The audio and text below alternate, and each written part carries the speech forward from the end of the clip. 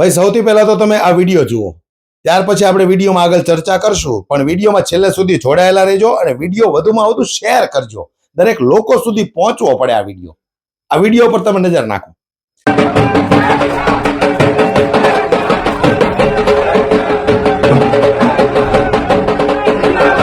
મોરબી જિલ્લાના ગામોમાં વીજલાઇનના મુદ્દાને લઈને ખેડૂતોમાં રોષ વધારે ઉગ્ર બન્યો છે. ખેડૂતોએ સરકાર સામે આરપારની લડાઈ લડવાનો મૂડ બનાવી લીધો છે. મોરબી જિલ્લાના 35 ગામોમાં ભારતીય જનતા પાર્ટીના બહિષ્કારના બેનરો લગાડવામાં આવ્યા છે.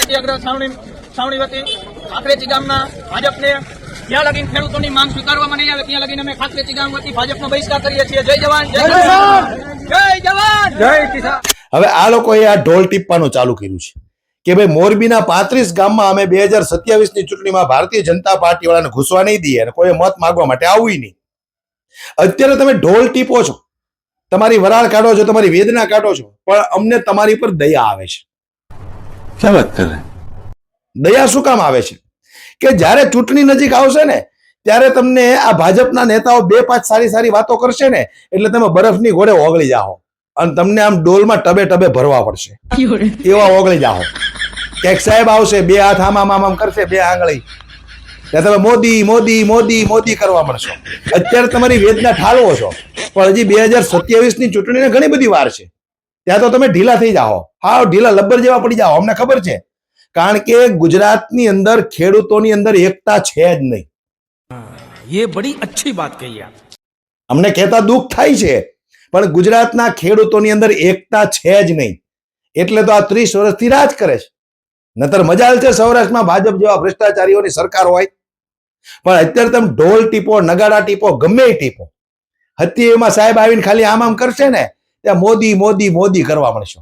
અને કાંતિ અમૃતિયાને મારે કહેવું છે કે આ તારા ગામના, તારા મોરબીના 35 ગામની અંદર આ બેનરો મારવામાં આવ્યા છે. હોશિયારી તો બહુ મારો છો મોટી મોટી.